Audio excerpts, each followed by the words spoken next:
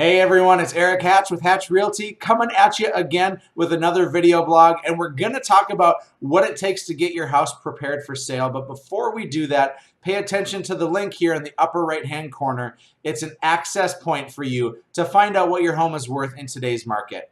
You may be sitting on a better valued home than you ever imagined, and so we certainly want to have you take full advantage of that. But today, I want to give you a few helpful tips on what it takes for you to prep your home for sale. Heck, maybe it's even prepping your home for spring, as finally the winter months are depleting and we're finding ourselves in some beautiful weather. So the first thing I want you to do is to pay attention to the curb appeal. First impressions really matter. And first impressions will really matter because when somebody comes up to your house, if it's dingy and dark and if your landscaping doesn't pop, if there's not much color, if your windows are dirty, you're really going to set a bad first impression. Imagine you're doing internet dating, right? You always want that first impression piece of what that picture is to be the same thing. So maybe we'll call your house internet dating because they're going to find it online or they're going to drive past it and just do a quick drive-by. The next thing I want you to pay attention to is the smell in your house.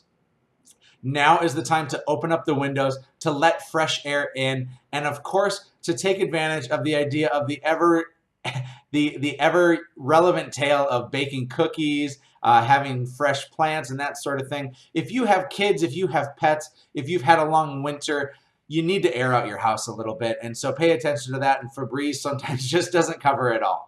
A couple final tips on what it takes to get your house ready to sell. We of course want to talk about depersonalizing your house.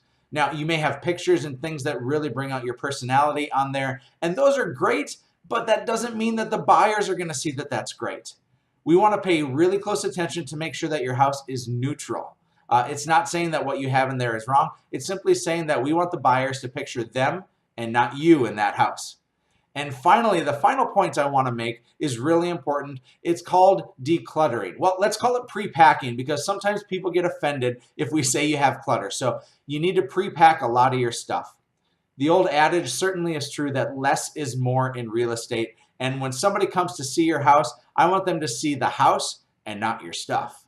So these tips and more are available. In fact, I have sheets and pages that I want to share with you. So if you're considering selling your house, we got to get this into your hands. Reach out to us at 701-369-4839 or head to livefargomoorhead.com.